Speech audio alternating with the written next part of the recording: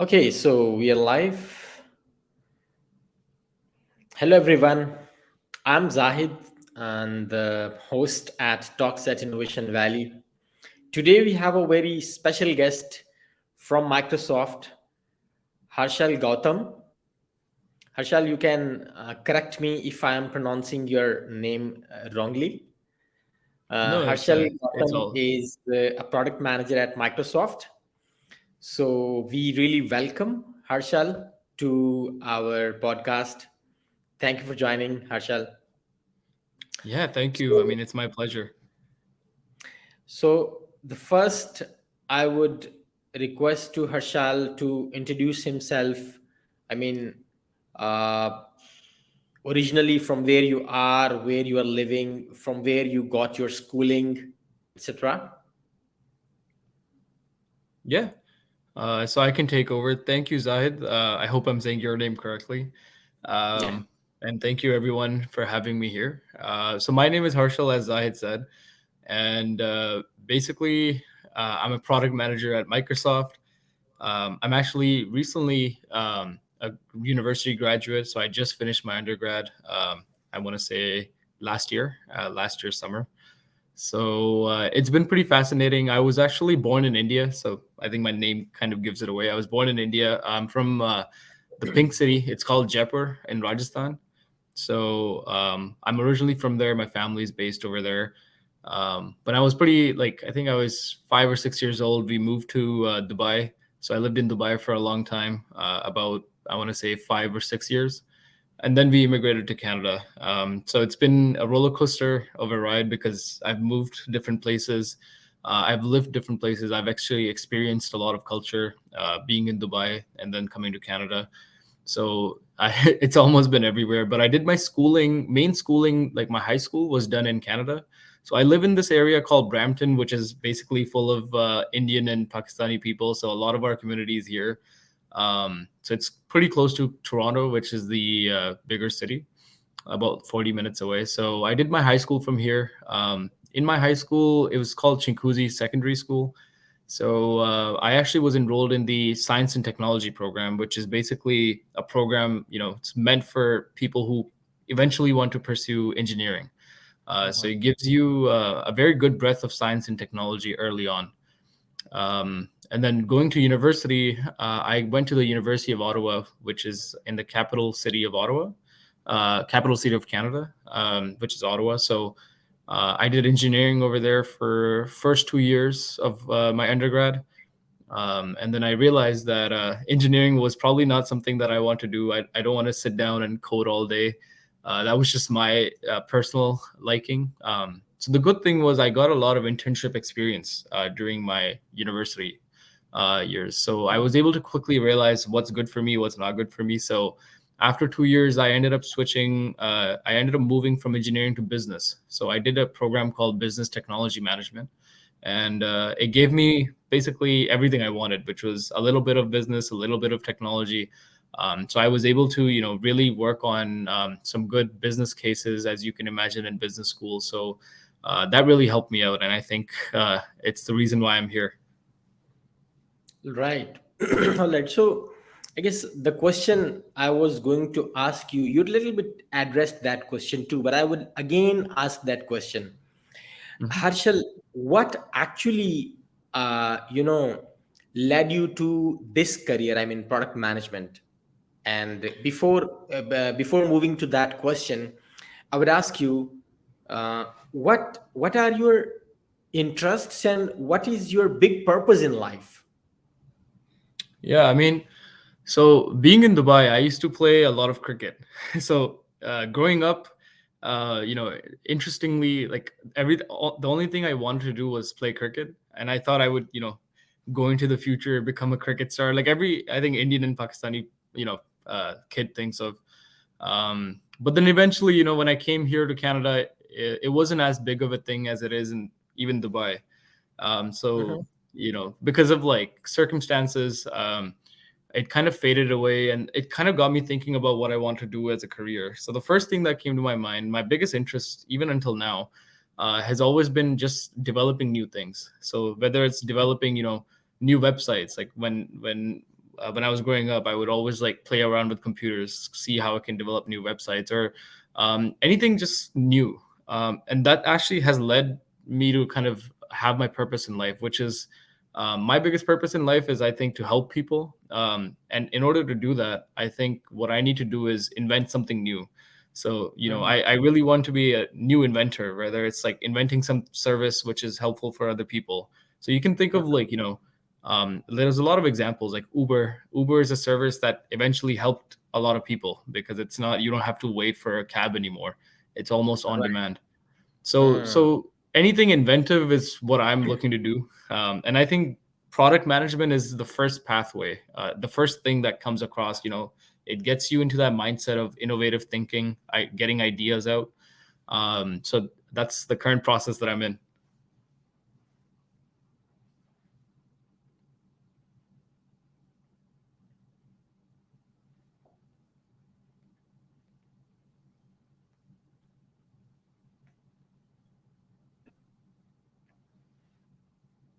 I think your screen is just stuck a little.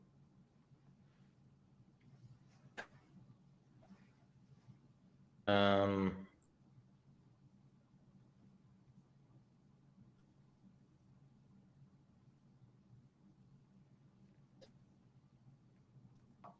am I audible?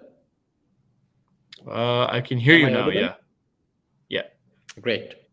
Okay, so you were telling that anything which is innovative, you were putting the example of Uber. Hmm. Yeah. Okay. So since you told you love cricket, so by the way, who are your favorite cricketers from Pakistan? From Pakistan, I mean, currently, I think obviously Babar Azam is probably one of the best ones out there. Oh, Um, I think and what about in the past? in the From the past, I past? think Wasim Akram. Like I've grown up playing and watching a lot of cricket because the other thing is when you're in Dubai, you half of my teammates were also from Pakistan, right? It's not like it was just Indian people in the team. So when I used to play in Mhm. Dubai, like a lot of my friends who used to play with me were also like Pakistani. So we used to watch like India Pakistan game all the time. Like especially when they used to come to Mhm. Sharjah. So um, I think Wasim Akram, Bakar Yunus, like all the fast bowlers that you guys had were All definitely right. my favorite. All right, all right. So, moving towards our formal list of questions, my first question is how was your selection and onboarding at Microsoft? Was it challenging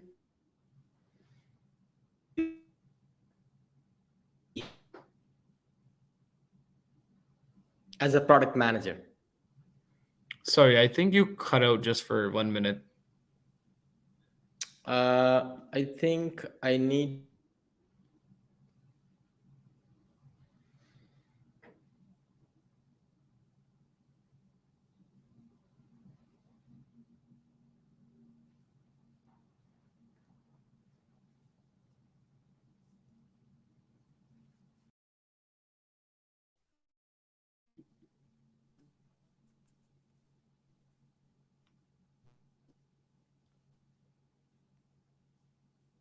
Hello?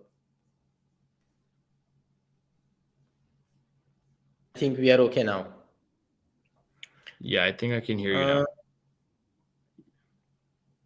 I don't know why your video is again and again disappearing and reappearing because my signals are okay now and my video is also okay. That's weird because my Wi-Fi is good too. But it's okay. I am recording it locally too, so that's okay. Even if it is doing like this, I guess it will be no problem. So I was Okay. asking, how was as a product manager when you applied to the Microsoft? How was your onboarding process? What were the general questions actually Microsoft team asked you, and how was the overall Mhm. experience? Yeah, so the overall experience was actually very good. They're very friendly. I think when you apply, you think it's such a big company, they might ask very hard questions, which is the case sometimes. It depends on which team is hiring you, because there's a lot of different. The good thing about Microsoft or any other big company is that there's so many different departments, and those Mhm. departments have very different questions that they can ask. So it basically depends on who's interviewing you at the end of the day. But some of the questions, for example, that I got asked were related to, as a product manager, they want to know how you're basically going to be communicating different ideas. So you probably know this as well. Being a product manager, one of the biggest skills you should have is basically having communication skills. So communicating different ideas in different ways is very important. My onboarding and interview process was a little challenging for me because it required a different like skill set. Um, so basically, what happens is the first interview is usually by HR person, and it's only 30 minutes long, so it's not too much. But for me, I think because it was such a big opportunity, I took it a little. I took it a little extreme where I basically memorized my answers, which is always not good, because if you're going into an interview all with memorized answers, they can ask you a question a different way and you might forget how to answer that question. So my first interview, I honestly thought I didn't do well, but the one thing I realized was I was very honest. So one of the questions I got asked was how, like, something to do with my technical skills. So I actually gave a very honest answer that, like, I haven't touched any code in the last 2 years, um, but this is what I know. So that honesty really helped me throughout all the interviews. So if you're being honest to them, I think they also very are aware of the fact that, like, hey, like, Harshal is very self-aware about his answers. He knows his strengths and weaknesses. So my particular challenge was more in terms of how I would answer those questions and what can I say to stand out. But the whole process was actually very friendly. I think they know exactly what to get out of the person, so it's not too much of a stress. So, Harshal, what do you suggest as tips to the other guys who want to apply in the big tech companies? Any Mhm. journal tips for the interview things? So I think the tips will be really know your resume, because what they do is they look at, the interviews only have your resume. So what I did, and I think this really helped me, was I had stories for every one of my experiences that I listed on my resume. So, whether Herschel has worked here, I have a story in my mind that if they ask me, I can rephrase it in a way where, that works for any particular experience that they're asking for. Same thing goes with, like, being confident. Like, your tone really sets the whole interview process, because if you sound confident, they're also more likely to have a conversation with you. My biggest thing, what I always do in any interview, is my first tip will always be to start a conversation, because you want to start a friendly conversation with the interviewer, so that if there's any questions, answers, they can really explain to you well. Because sometimes, like, it happened to me in one of my interviews where I didn't even understand the question that they were asking, right? So it happens a lot of the times where the time pressure is very like, you only get a 45-minute interview, so you have to be very precise in what you're asking them as well. One other tip I would always say is, ask them questions at the end. I think a lot of people, when the interview gives you the turn, like, hey, do you have any questions, like, nearing when the interview is about to end, a lot of people actually don't ask them questions. And I think that tells them how interested you are in a job or not. So one of the things I always make sure is, I'll always ask them questions at the end, depending on how what the job is about. So for Microsoft, I asked them, how's the culture in this team? You want to seem interested in the position, so you want to ask as many questions as you can when you get that opportunity. All right. So, do you think that for being a technical product manager, uh, does a person need to know how to code? Or do you think that people with non-tech background can also be the product managers? If yes, how? So basically, there's two different roles here, right? There's one which is technical product manager, and then the other role is just product manager. So what I am is just the product manager. When you're just a product manager, you don't really need to know how to code. I think I get this question a lot. If did you know how to code before, or did you learn coding on the job? It really depends which team is hiring you. So for example, at Microsoft, if you're working under their Microsoft cloud computing, you most likely will need to know how to code a little bit, because that is a job that requires a lot more technicality. But for example, if you're working in some of their office products like Excel, PowerPoint, Word, you probably won't need that much technicality experience, because like they don't need you to code in those departments. I'll give my example. I actually didn't know how to code much, so you know being honest to them and then telling them what you're more interested in, because a lot of the times I told them, hey, like I want to be in a more consumer facing product. So the technical background didn't matter. But yes, what I will say is you need to know how to talk to engineers, because as a product manager, you're basically always in touch with the engineers and designers, your managers. But engineers are the ones that you're dealing with on a daily basis. So being able to understand what the engineers are saying is very important, and being able to explain to them your idea is also very important. So in those cases, I would say you need to know a high level overview of a lot of these things. So data structure and algorithms, like you do need to know how they work. You don't need to know how to code them, but you need to know from a high level, okay, this is what data structures is, this is how our code is placed right now. But you don't need to do anything yourself, I would say, as a product manager. But the whole thing is, if you have the knowledge of the software development cycle, then it gets very easy for you to also give your inputs on the feedback, because a lot of the times engineers will ask you, hey, like, what do you think about this? Or they might even, they might just ask for some feedback in general. So you want to be able to give that feedback in a technical way that's easiest for them. Right. Since you know that being a product manager, you need to coordinate with cross-functional teams. You need to coordinate with business team, engineering team, marketing team, and many more teams. Mhm. So, I mean, what kind of challenges do you face as a product manager during the job, and how a new product manager could, cope up with those challenges? Yeah, so I think that's actually a very good question, because I've personally faced those issues, and I think I still face them sometimes. There's so much communication going on between not just me and the engineer, but also like marketing side. There's just a lot of conversations going on at the same time, and it gets very overwhelming. So the one thing I started doing recently is writing down a lot of notes right after the meeting. Because at first I was like, I don't need to write notes. Like I'll remember it, but there's just so much going on with communication that you can't do that. So you have to make sure at least I make sure that after every meeting, I'll write some notes down. I'll see what I need to do for the next meeting. So a lot of product management is about organization. So the two skills that I like to think of to be a good product manager is communication is always going to be there, because you need to be able to communicate with every stakeholder that you have.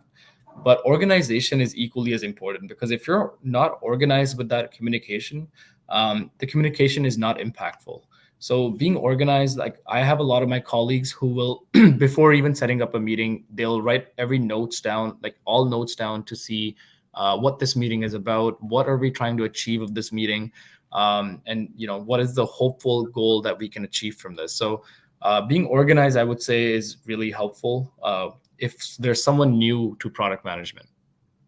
Right. So, are the what are the key responsibilities of a product manager in general? So it depends on what level you're at. So right now, since I'm at a very junior level, I just graduated from college. So what happens in product management is, if you're working for example, Google, Microsoft, any of these big companies, what they do is in your team, you get a area to own. So basically, let's say, you are product manager for Google YouTube team. If you're on the YouTube team, they will give you a specific area on YouTube that comes under your control. So that's what's happening with me right now. I have a specific area under my control, which is basically my area, my product. um, as a junior employee, you usually get to, come up with new features. So for example, if YouTube needs a new feature under their playlist, you might need to be working on that. A day to day of that basically means a lot of meetings, obviously, as a product manager. So, constant meetings with my engineer every day, making sure we are achieving what we need to. One of the bigger things you also need to do as a product manager is write a specification document, which is basically, you can think of it as a requirement document for, your engineers. Your job as a product manager is to make your stakeholders life easier, and those are usually your engineer. If you have a product designer with you, making their life easier. So with this requirement document, they know what to do on the next level. On the other hand, there's a lot of data involved as well. So, a good chunk of your time is looking at data of, let's say I just launched a feature. How is it doing? How is it performing? Is it performing as we expected? So that's a very like out of college junior level, product manager. But as you go on, from what I've heard from my colleagues is, when you reach more levels above, in promotion, you will be able to handle a lot of strategy. So when it comes to strategy, you might be the person who's thinking about long-term strategy for YouTube, for example. How do we take YouTube to the next level? If AI is a very big thing right now, how are we going to integrate YouTube and AI to take it to the very next level and perform, even more things that YouTube can possibly do?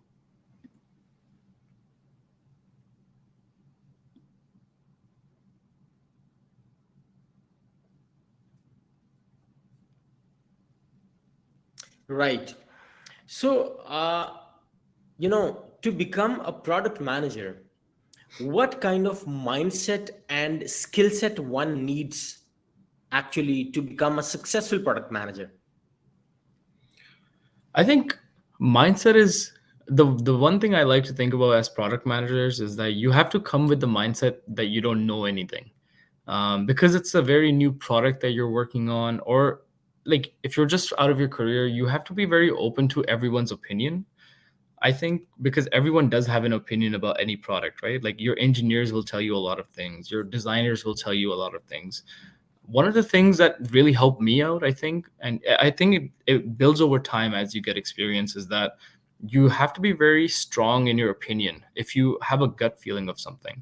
So in product management, the industry kind of talk says that product managers have a gut feeling about something. And that is very true, because you will have a gut feeling about a decision that you need to make for a feature, which might be right or wrong, but you have to back yourself up. Um, the other thing about a product manager, I think, is the mindset of influencing others. So influencing their opinion, because a lot of times as a product manager, you don't have direct over anyone. You don't have direct authority over your engineers. You can't tell them exactly what to do. It's almost like you have to Um, influence them to do something.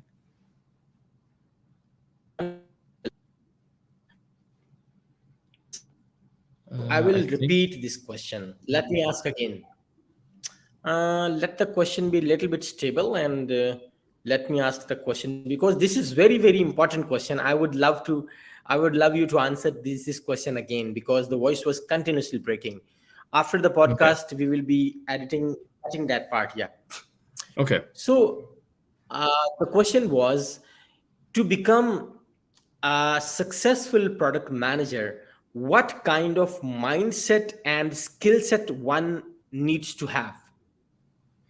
So I'll talk about the mindset first, and then go on to the skill set. I think mindset is that you need to be a very influential figure. So you need to have a mindset that has the ability to influence others' decisions. And I'll give an example. The way I talk about influence is that, a lot of the times, there will be a lot of people around you, which are usually your stakeholders for a product, and they'll try to give you their opinion. And I think that's very fair, because everyone has the right to give their opinion for any product decision that they're involved in. And you need to be able to, as a product manager, to be able to influence their decision. So if you have a strong feeling of something that is, this is the right thing to do for the product, you need to be able to influence others for that. Because you will see a lot of backslash if your decision is wrong. But if you have the courage to basically have the ability to give a better decision, it will always be valued in product management. So product management is a lot about influencing others. The reason I also say that is, you don't, as a product manager, you don't have direct authority over anyone. So my engineers that I work for, or work with, I don't have the authority to tell them, hey, like, this is what you have to do. You have to influence them in a way that they know that this is the right thing we need to do, because we have a goal in mind. So a lot of product management and a very successful mindset comes from goal oriented people. So you need to have a goal in mind for any decision you make. So that comes with a certain mindset that you need to come with. So you can't be result oriented, but you need to be goal oriented. The skill set that you can have, I don't think there's any particular skill set that you need. I think it comes with a lot of experience. It comes with some decisions that you have to make. But I think the skill set for product management is very obvious. It's communication. So the more transparent communication you will have with your engineers or any other stakeholder, the better it will be for you as a product manager. Because the last thing you want to do is everyone in your team is confused of what you're thinking. So you need to be very transparent, like, hey guys, this is the goal, this is what we are trying to achieve this quarter. And then a lot of skill set that comes in is actually planning. So that also has a little bit to do with your mindset. If you're a planner, you'll usually end up doing pretty good in product management. Because, for example, I just spent a whole month of January planning for next year, of what my area needs to do next year. So it's a lot of planning and semester planning that goes into product management. Right. So, Harshal, I mean, the college university students or overall in the world, there is a problem. The problem is that the college university students or the recent graduates, or even when they are post graduated, Mhm. they actually don't know what they are born for, what they want to do. They don't know their actual talent and their. So I mean, what are the traits of a person in general that actually tell you that you are, like, you are born for the product innovation, you are born for the product management, and like, what are the traits that will lead you that, oh, okay, so product management is the area where should I go, and how did you know that? So mine was a very different thing, because the problem with product management right now is that not a lot of people know about it. You right? It's usually a field that, what happens is, you do engineering, you become an engineer, then someday you get bored of being an engineer, so you take up product management. That's what was the traditional pathway for the field.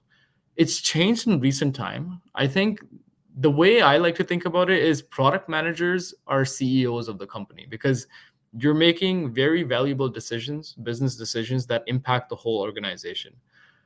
So if I were to think about, someone who doesn't know what they want to do, or someone who is trying to find out if product management is for them, I think the best way to think about it is if they have a very innovative mindset. So if you are someone who think about a product. Let's say I look at my fridge today, right? And I look at it and I think, hey, like, this can be done very differently. We could make this better by having these features. So that's kind of the first step. I realized for myself that product management might be the place to go, because the whole field is just about, you have this product, how do you make it better? How do you keep making it better for people like you and I, customers, so that everyone uses it? So when I was in high school, or first second year of university, I saw myself doing that a lot. I saw myself looking at something like a car, and then I'm like, how can we make this better? So a lot of these things, like, for example, Tesla innovation, that the Tesla car that came out, Elon Musk and everything, like, a lot of it is product management. It's just the title is a little different. He's a CEO of a company. But in big tech companies, like, I think it was Google CEO Sundar Pichai who actually said, product managers are CEOs of the company. And that is very true, because you're thinking of either creating a new product, or you're thinking of an existing product and how do you make that better. So if there's any mindset that people have, like anyone who thinks like, hey, like I think this can be done in a better way, that is usually the first step to product management. Right. So, as a product manager, you know that a product manager needs to continuously innovate the product. So, I mean, is this only the product manager who creates the idea to make that product more innovative, to bring more innovation to that particular product, or you get some kind of dictation or directions from the top management to how to innovate that, or I mean how this whole thing works, the process of innovation? Yeah, so it depends. It depends on the company.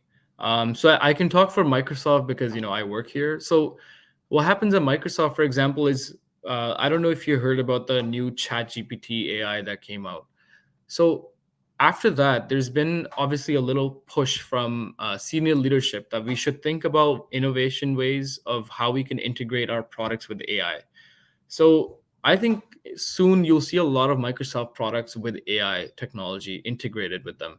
And this could be, any office products, anything basically. So at Microsoft, it comes down from leadership, but then the actual integration part of how we're going to do this comes from product managers. And these might be like very senior product managers. That's what I meant by, like, earlier, I think you asked me a question about product managers in general. So that's what I meant. Like when you go above in promotion, when you become a senior product manager, you might be the person who thinks about these things on how to integrate, let's say, Microsoft Teams with AI. How do you make that next innovation step? At a low level, obviously, you're thinking more in very descriptive terms. How do I make this feature better? So these innovation ideas, it doesn't matter where they come from, but yeah, usually it does. There's a directive from senior leadership that we need to move in this direction, and that's when these innovation ideas kind of start coming through from product managers. But usually, it will be product managers who come out with these innovation ideas. Right. And you know that to convince people on the innovation is a very, very tough job. Let me tell you something. People hate innovators. You know Yeah. why? Because usually people resist it. They don't want to leave their old ideas, they don't want to change. Yeah. So, as a product manager, you have an idea to innovate a certain product or a feature. So, how do you convince your team? Actually, the team will work on that feature or on that product. Mhm. So, how you convince that, and what kind of challenges you face while you convince your team on the new innovation? So that's why the answer to your question is very simple. It's actually being data driven. So people will always, even now, like if I come out with something good, if I come out with an innovation that I know is going to make a big difference, at first there will always be, people who will be negative about it, and that's very normal. As humans, we are always subjective to change. But the one thing in product management that could really help you out, and I think this is what I kind of do every day, is coming out with numbers. So if I tell Zahid that, hey, this feature will reduce your time that you take to do a web search by, let's say 50 minutes, it's more likely that you will try that because you've seen a number now. So a lot of the times in my field, in product management in general, we talk about being data driven, and data driven helps these sudden changes that we make. And you need them even for your team, your senior leadership. If I come up with an idea today to integrate Microsoft Teams with AI, I need to be able to show that number, because otherwise no one's going to believe me. So those data driven numbers will really help everyone, and that's how I, or any product manager in general, I think, makes that kind of approach to change. Right. So, since you know that nowadays everybody is discussing Chat GPT, there is a lot of fuss and buzz in the market. Yeah. So, since Microsoft has acquired certain shares of the Chat GPT, I mean in OpenAI, Mhm. So how the micro in your area, how you are going to use chat gpt, and would you little bit tell that what is your area in the product management at Microsoft? And Yeah. you please answer on the two things. One, how you are going to integrate chat gpt in your area, and how in general Microsoft is going to integrate chat gpt across the board in all their digital products. Yeah, so I think firstly, like for my area, I'll give a very brief description of what I do. So I actually work for the Microsoft feedback team, which is where we collect all user feedback. So if Zahid comes on our or and if Zahid comes on any Microsoft product and he wants to give feedback, so my team is actually the one that collects all that feedback in one product. So basically, we are an internal team which help every other Microsoft team because if you are part of Xbox, you want to come to our platform to look at the kind of feedback that you're getting for your new feature. So everyone, we're basically a Microsoft-wide product team because our product is used by everyone at Microsoft. So the way ChatGPT is, it's still, at least for my team, we're still trying to see how we can integrate it. Because with feedback, one of the things we need to do is when Zahid, for example, sends his feedback to us, we need to make sure, okay, is this feedback usable or not? Because if Zahid says something that doesn't have anything to do with Microsoft products, then it's not useful for us, right? So one of the things we need to do is like use ChatGPT, for example. It might be some other technology, but we need to use a technology that can tell us, hey, like this feedback is high priority, this feedback is low priority, and why is it high priority? Why is it low priority? So all those type of things. In a way, you can think of, we need to classify the feedback that we get. Whether it's, if Zahid said, I hate Microsoft Excel, or if Zahid said, I love Microsoft Excel, we need to realize, oh, like Zahid means Zahid has had a very positive experience or very negative experience. So we need a way to classify feedback. And ChatGPT, we're looking at it right now. It might be one of the ways we do that, because if we can get a system to automatically tell us, hey, like, this is negative feedback, classify that as negative feedback. This is positive feedback. So we need a way, and I think ChatGPT might be the way. So we're still in the process of learning the system a bit more. The worst thing we can do is, we don't want to make a quick decision on it because it is still pretty new, and there are some loopholes that might not help us out. So we need to make sure that we're looking at it in a better way. Overall, I think I think there's some product teams, for example, Microsoft Bing. So Bing has already come out with something that I believe they're going to do with ChatGPT or AI in general. And I don't know if you've looked at it, but there's a wait list for the new Bing that they're coming out with, and I think they're integrating it with AI to basically give easier web search. So let's say if I want to search up a restaurant on Google or Microsoft Bing, you get these whole list of these might be the restaurants that you're talking about. But with AI integrated with Microsoft Bing, you might just get one or two answers which are specific to your search request. So these are the things I think Microsoft is moving towards, and I think it's a great move because um, AI is here, just like how cloud computing was 10, 15 years ago. And I think we are catching it at the right time, at the right wave. So I think we're making really good moves, and I think AI is going to be fundamental process of how we make our products in the near future.